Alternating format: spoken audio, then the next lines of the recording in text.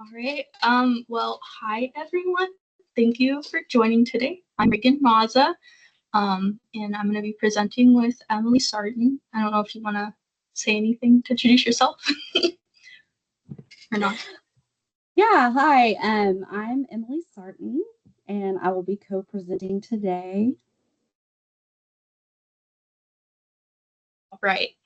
So we're going to be talking about what attachment is, why it matters, and then also what are some strategies and like how can we support like building secure, healthy attachments, especially with children who may have experienced attachment disruptions or just any early adversity. Uh, so just we're gonna begin with like what's the definition of attachment, and here I have two definitions. So the top one is from John Bowlby, and he says that attachment is a lasting emotional connectedness between human beings. And then the other definition that I have is from Mary Ainsworth, and she says that it is an affectional tie that one person forms to another, a tie that bonds them together in space and endures over time. Um, so for me, these two definitions highlight that attachment isn't just this fleeting feeling or a moment of connection, but it is something that is deep and enduring, and it's about the emotional bond that helps people feel safe, seen, and just overall supported. um, so I think most often when we hear attachment, you think it's like used to describe the relationship between a child and their parent or primary caregiver. But I think it's also important to understand that attachment isn't just limited to that parent and child relationship, because attachments can be formed between any two people who share that emotional closeness. So siblings, friends, coworkers, partners, and just I guess anyone who might pop into your mind when thinking about who in your life are you the closest with. Um, so just I think overall attachment is that like emotional framework that we carry into all of our meaningful relationships. It shapes how we trust, how we seek comfort, and just overall how we connect with others. So, why is attachment important? Healthy attachments and relationships are the foundation for a child's development, meaning that these secure, safe relationships are just really key to a child's overall well being. When a child feels seen and supported by their parent or caregiver, they develop that trust, not just in others, but just the world in general. So this trust helps them explore the world with confidence, regulate their emotions, and just begin developing their sense of identity and like who they are as a person. And then also that secure attachment helps to provide that protective buffer against stress or any other adversity, because they have that stable base or relationship to go out from as they go throughout life. Um, like I said earlier, attachment with anybody in our life, it just impacts like how we connect with friends or handle conflict or set boundaries or any of these things. And often these patterns trace back to like our earliest experiences throughout childhood. But like attachment styles aren't fixed or set in stone. They can be influenced by new experiences and relationships. So, like meaningful connections in adolescence or adulthood can help shift and reshape any attachment patterns that might not be as secure as they could be. Because, like, who we are in relationship with currently and how safe, consistent, emotionally responsive they are makes a big difference. And I also just wanted to note that it's really important to understand that new attachments can't replace previous attachments. So even if a caregiver is maybe no longer present, the relationship has changed, or anything like that, that emotional imprint on that like on the child's life or whatever like remains, and is still deeply important.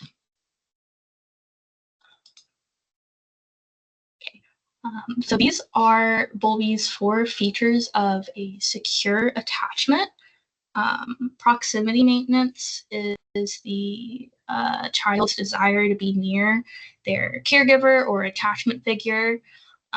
So like an example of this, a toddler following their parent from room to room, or wanting to sit right next to them while they're playing or on their lap, or even if they're off kind of on their own having fun, maybe they'll often like look back to check that their caregiver is still there because their parent is that secure, close person to them. The safe haven is, excuse me, the child seeking comfort and safety from their attachment figure or parent in times of stress. And an example of that would be like there's a loud sound, or there's a scary dog on a walk. Then a child might turn and run to the parent because they're seeking that comfort. So maybe they're just wanting to be picked up, hugged, whatever comfort for them looks like, because their parent or whoever they're going to acts in a way like their emotional safety net, and they know that that is the person who is going to help them feel better and feel safe. Secure base. So when a child feels securely attached, they are more confident to explore their surroundings because they know that their parent caregiver is their secure base that they can come back to for whatever reason. So a kid is off playing in the park, maybe they're glancing back, or they frequently run over to their parents sitting on the bench, just looking for reassurance before they head back, checking in. And that back and forth is a sign that they feel safe enough to be curious and more independent, and that they still know that they have that safe person to come back to. And then lastly, separation distress. So that's when that's safety separation distress is anxiety that occurs in the absence of the attachment figure or parent caregiver. So, for instance, parent walks out of the room, the kid begins to cry, and then when the parent returns, they are comforted. And this, as I think, as a parent, distressing as it could be for the child to be anxious about this, it is a completely normal and expected part of a secure attachment because it shows that the child has formed that bond and relies on that person for safety and comfort. So next, I'm going to talk about the 4 attachment styles pretty briefly. So secure attachment style, the child feels safe to explore because they like the world because they trust that their caregiver will be there when they need comfort or support, and then they tend to seek comfort when they are upset and are easily soothed or comforted by their attachment figure. So that's going back to those 4 features of attachment, like those being present. The anxious or sometimes called ambivalent attachment style develops more often when the caregiving is inconsistent. So maybe that the kid has a need, expresses the need, and sometimes caregiver responds in a nurturing way and meets that need, and then maybe other times they're unavailable or ignore that need, or whatever reason that need isn't met. So the caregiving is a lot more unpredictable. And with this, then the kid might present with being very clingy or anxious because because of that pattern, they aren't quite sure like how or when their needs are going to be met. So they're more unsure, and they have that need to kind of seek the constant reassurance. The avoidant attachment style is when that caregiving is not as a lot less consistent. It's whenever the kid has a need and expresses it, maybe the caregiver doesn't respond, ignores it, or they're emotionally distant or not able to be as attentive, then typically the kid will learn to self-soothe and rely on themselves more, because in the past their efforts to get that comfort or their needs met was ignored or rejected. And then disorganized attachment is seen in situations where like the caregiver is maybe both a source of comfort and fear. So maybe in like when there's trauma, abuse, or there is some distress that the caregiver has going on in their life, that makes it more unpredictable. But the child might seek that comfort from their caregiver, but at the same time, that closeness, but at the same time, they might have fear about being close, or whether it's past relationships where that has happened, just being unsure, and that causes a confusion. But all of these attachment styles are shaped by experiences like early in life, but like as I mentioned earlier, they can change over time with new relationships and life experiences. All right, so now we've talked about what attachment is and why it matters, and the different ways it's going to present itself. I'm going to play a very short video about the attachment cycle because it's going to help understand how attachment forms through those everyday interactions. Let me know if you cannot hear this.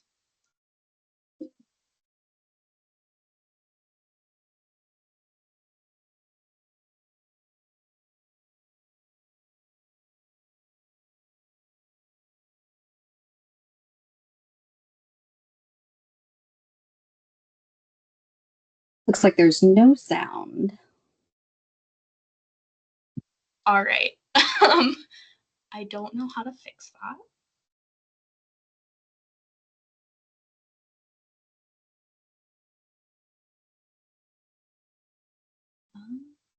Does Reagan, when anybody... you shared your screen, did you click the share sound button? I'm not sure. I will unshare, and it doesn't. Oh, here's an option. All right, let me try again. Sorry about that. That's okay. There we go. We can hear it The now. attachment cycle. Child-caregiver relationship bonds are formed through a pattern of interactions where the child expresses a need and the caregiver responds. How the caregiver responds to the child over time lays the foundation for the child's beliefs about themselves and others. These beliefs influence the child's capability to trust others. The attachment cycle starts with the child in a relaxed state. Then a situation arises in which the child has a need. For example, the child becomes hungry and they need to be fed. The child expresses that they have a need. They may cry, gesture, or act out to communicate distress to their caregiver. In this cycle, the caregiver attunes to the child's needs and responds by feeding them. The secure attachment cycle ends with contentment and connection, developing trust. However, sometimes the attachment cycle is disrupted. Disruption occurs when the child has a need, expresses stress, but the need is not met. In our example, this caregiver misreads or ignores the cue that the child is hungry, so they don't feed the child. The child then remains distressed or anxious. They learn that they cannot trust their caregiver to meet that need, possibly leading to rage, apathy, or anxiety. The disrupted attachment cycle ends with distress and disconnection. Over time, children express all kinds of needs.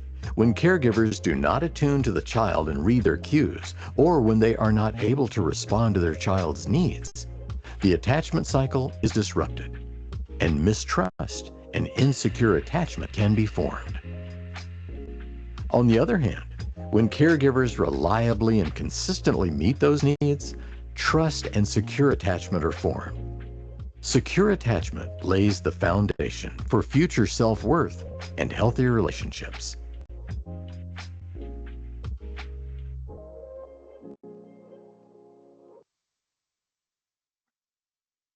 Okay, so here is my not as detailed cycle of attachment, but it has the main parts just as we talk about them. So like as we saw in the video, that the attachment cycle starts with a child feeling calm, and then they have a need that arises, whether they're hungry, tired, scared, whatever it may be. And then they express that need, either by crying, reaching out, doing whatever they are doing to express their need. And when a caregiver responds consistently through picking them up, soothing them, feeding them, then the child calms down again. And this repeated experience teaches the child that they can trust their caregiver to come when they need, and then that's how that trust and secure attachment are built. But whenever those needs are either ignored or even misread and not attended to over and over again, then that cycle is disrupted, and then they learn that maybe this environment isn't safe or that their needs aren't going to be met. And so over time that leads to mistrust or anxiety or just emotional shutdown, where they just stop expressing their needs as much, which is where you get that insecure attachment pattern. So now we've looked at seeing how the attachment style works, and then how those disruptions can affect a child's ability to trust and feel safe.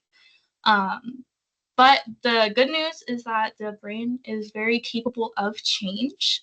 Even if a child has experienced things that disrupt their attachment, their brain and patterns of relationships can begin to heal. And the best way to rewire the brain away from those negative experiences that have impacted the child and they're maybe created an insecure attachment style is to create new positive ones. And through safe, consistent, nurturing relationships, that is how the new healthy connections are created, and that is done through that time and repetition to create that new pattern. But again, I want to emphasize again that it's not about replacing previous attachments, because those early bonds and connections that the child has with anybody in their life deeply matter. But like what we're doing instead to kind of do that rewiring is more so, I guess, adding to the child's story and giving them new relationships and connections, and that repetition and creating the positive experiences consistently over time helps to solidify that healthy relationship.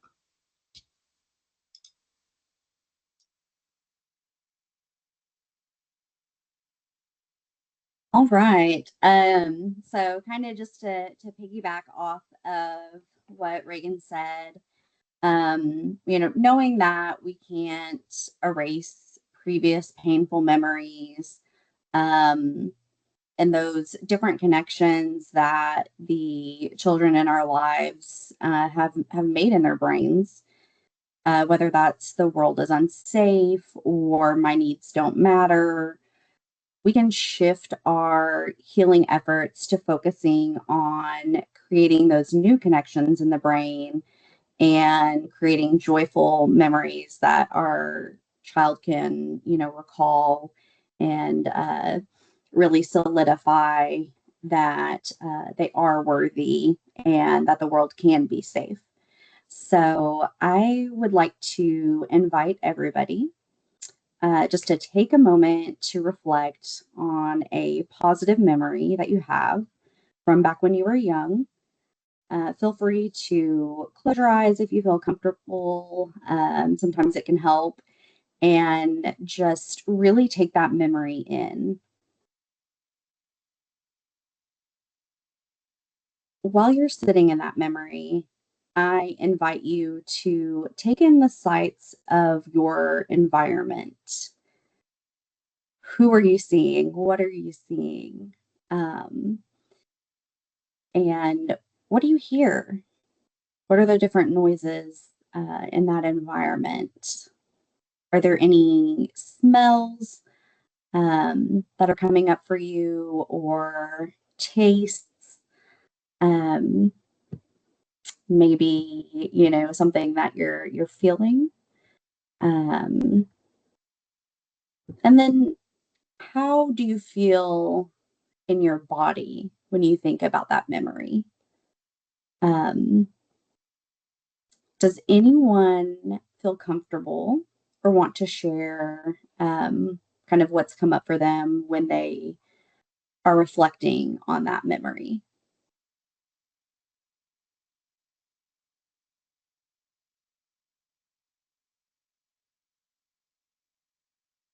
No worries. So I did this earlier with my kiddo because I'm old as dirt and was not trying to dig deep into my childhood.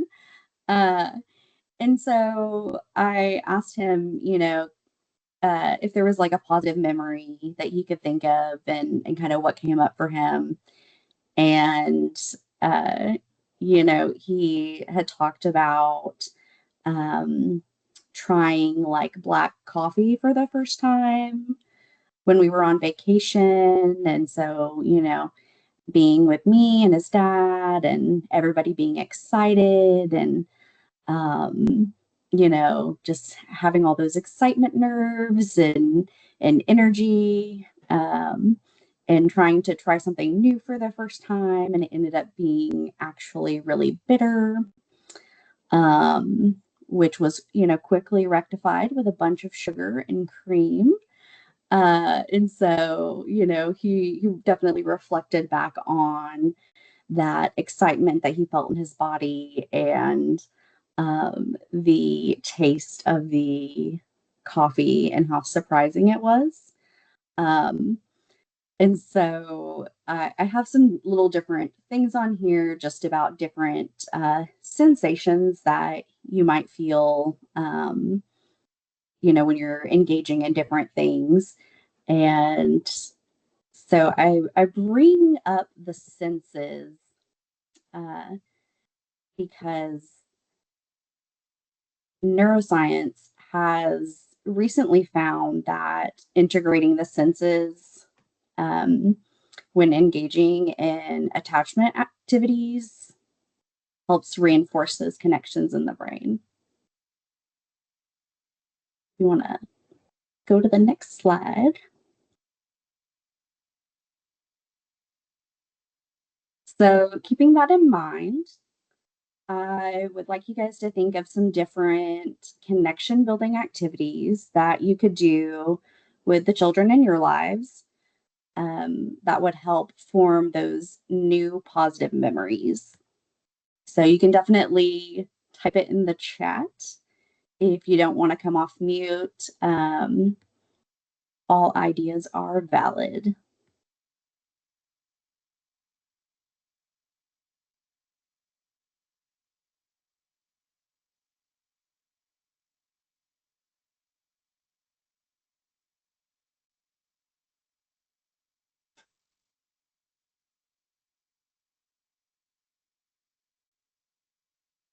We can go ahead and go to the next slide.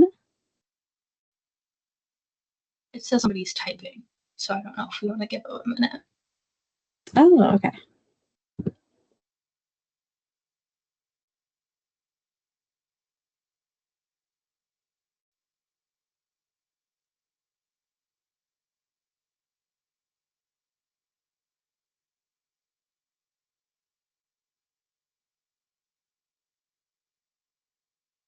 I'll go ahead and go, but then you can address that whenever they're done. So you totally might have thought of these, or it might be something completely different. But these are just a few different ideas of activities that are sensory rich that you could engage in. I see in the chat doing lots of craft projects, science experiments, making shapes with pipe cleaners and growing crystals. That is super fun. Love that. I love any science experiment that doesn't involve fire. Uh, totally ask me about that anytime. And dancing, yes, dancing is so fun. Especially I feel like if there's like a height difference, that's always a joy for me. I'm like 5 feet tall and my child's 6'2". It's a real fun height difference there. Uh, Playing games, real or made up ones. Yes, all about some fun games. Um, awesome ideas, guys. Yeah, anything that is going to, really bring you and your child joy. Every kid is different, and so just kind of keeping that in mind. I definitely feel like creating messy art would, not be up some people's alleys if they don't like getting their hands dirty. So you just want to be mindful of that, and when you're coming up with those different things.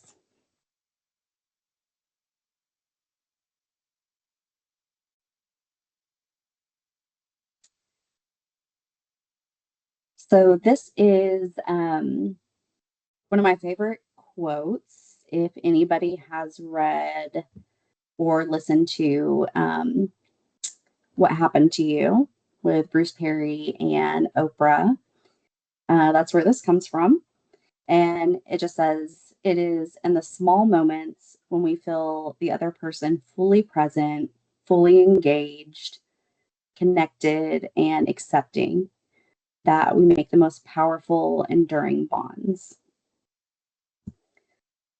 So I think what I really love about this quote is that it gives me a lot of hope.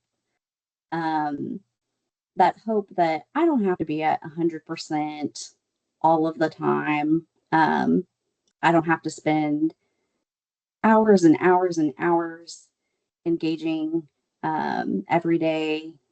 And I don't have to spend a lot of money or go to Disney World, to form a meaningful attachment with my child. And so that's, I think, really important to hold on to, that this is something that you can integrate every day, small, short bursts, free 99, no stress. And you don't have to get it right all the time, right?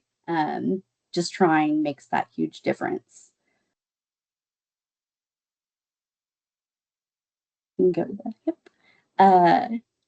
So I want to invite you guys to think about how you can stay present and really connect with your child in those small, meaningful ways, whatever that looks like for you.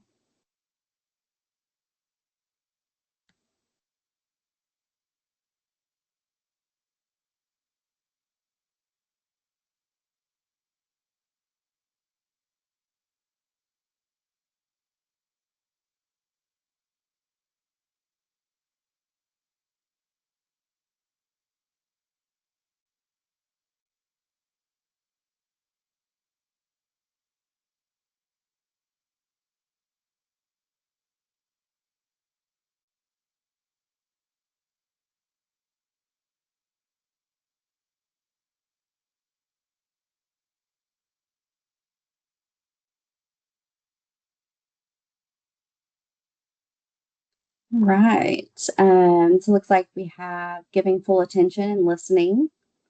Very important. Putting my phone away and sitting down at their level, especially if like playing games or with toys. Love that. Yes. Technology certainly can be distracting. Um,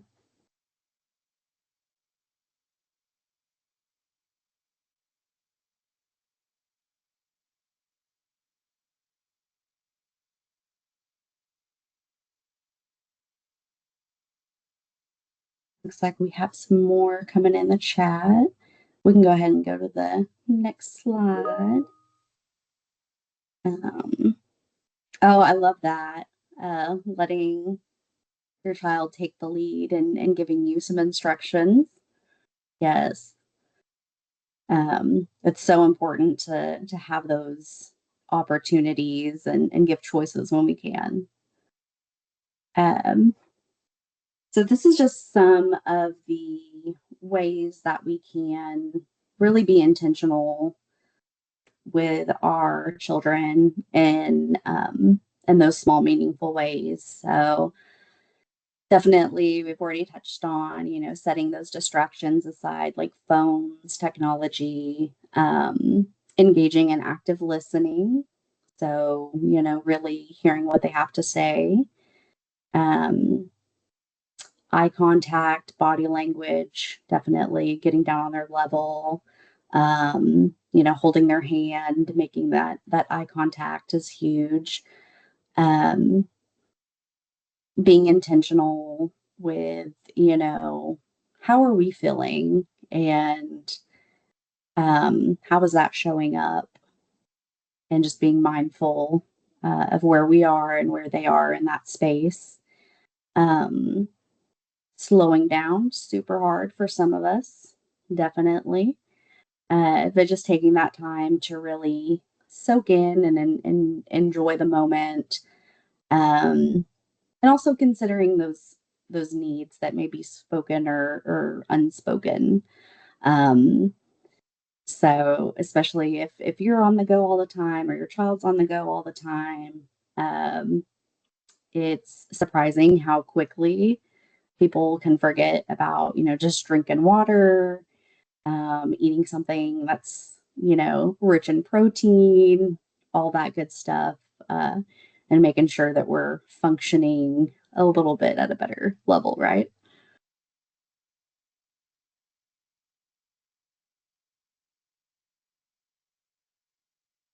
So next we're going to talk about building those connections, even when it's a little bit difficult, right? Especially if you have children in your life who have been through difficult things. There are times where it can be challenging, and our knee-jerk reaction is not really to lean into those moments and to be present. So we're just going to talk a little bit about what that looks like.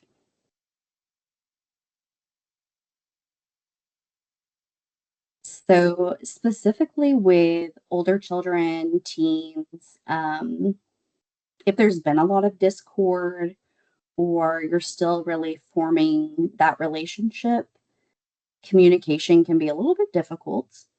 And so I just really encourage taking that step back away from whatever is causing that discord, you know, focusing on rules or responsibilities, and setting aside that time to just talk to them about what they're interested in.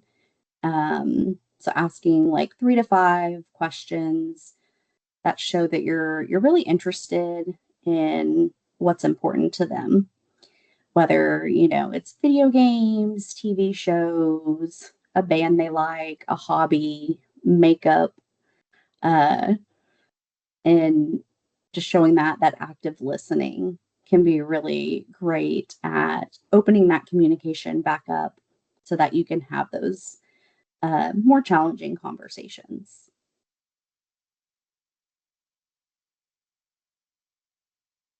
Something else that I think is important to note is that with some children, that face-to-face interaction can be a little bit too much pressure. It's too familiar, too intimate. It's asking for a lot of trust. And historically, their trust may have been broken. So if the children that you're engaging with do seem to be uncomfortable with that level of intimacy, engaging in like side-by-side activities, whether that's like driving around together with an older kiddo and talking in the car, listening to music, sitting side by side on the couch together and, working on a puzzle together or some type of art activity. You can be, what is it, where they say like ships sailing together or crossing paths, so to speak. Just where you're not having that like direct, intense face-to-face contact.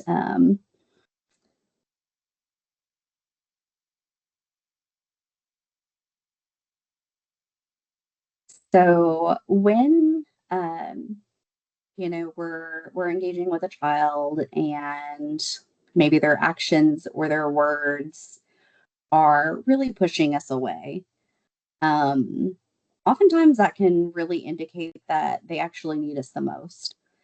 And it's hard to be on the receiving end of like a slammed door, and get, a high quality, I hate you, or, any of those fun terms that can sometimes get hurled at people. But just really, not responding to that with substantial distance or disconnect is so important, because it's in that rupture or that like misattunement that occurs that trust can be built in that repair process. And so it definitely is super helpful for reconnecting and solidifying that relationship. So we just have some examples below of different ways that you can lean in to connect during those difficult times. So sitting with your child in their discomfort, you're going to know your child better than anybody, but that might look like they're having a moment, maybe they said something, and initially you're a little bit distressed. So taking that moment to, yourself breathe and sit with them and just be there with them in that discomfort. That, you're not trying to fix anything. You're not trying to pacify. You're sitting with them in the muck of it and in the difficult stuff. And that's, really, really helpful. Another thing, especially with little ones, is using time in instead of time out. So I'm not going to send you away and make you feel like you have to leave my presence. You can hang out with me while I do the dishes and, have that connection and presence of just being in the same vicinity.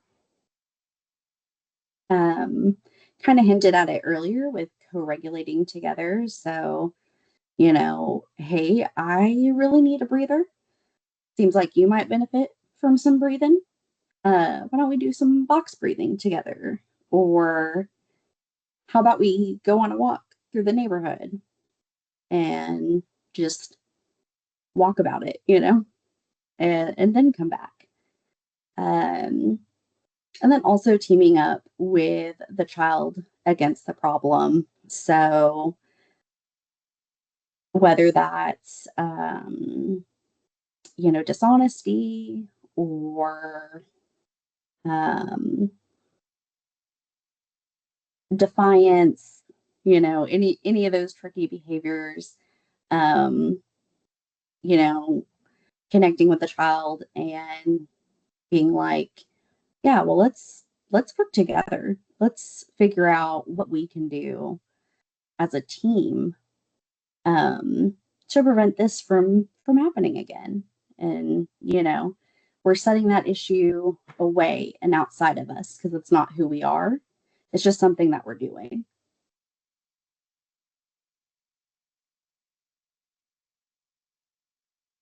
So a little bit more about the concept of repair. Just knowing that like we all have those ruptures and discomfort in our relationships, whether that's with children, spouses, coworkers, friends, and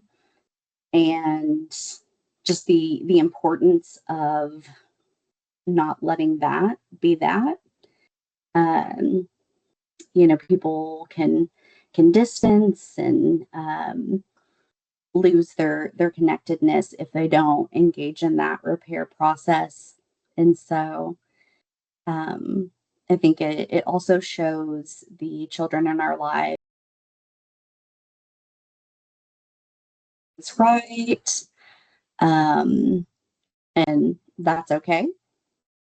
It helps us to model that process for them and to show that we're human and they can be human, and it's okay to take responsibility and ask for forgiveness and repair those relationships, whatever that needs to look like. And we also show them that our relationship is stronger than whatever problem we're facing, which is really, really validating for children who have had their attachment needs not be met or be disrupted.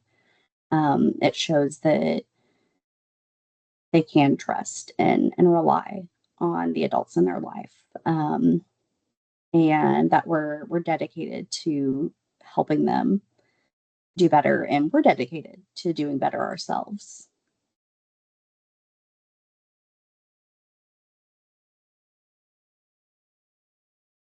And that is it. So we really want to thank you for listening to our presentation today, and just open it up for any questions that you might have.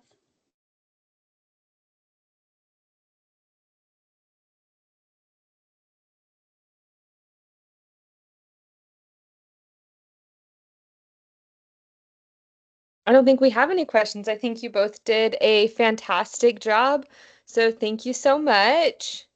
I really appreciate it. Do you all have any questions before I stop the recording? Nope, doesn't look like anyone does. Yep, fantastic job, everyone. Give yourselves a round of applause.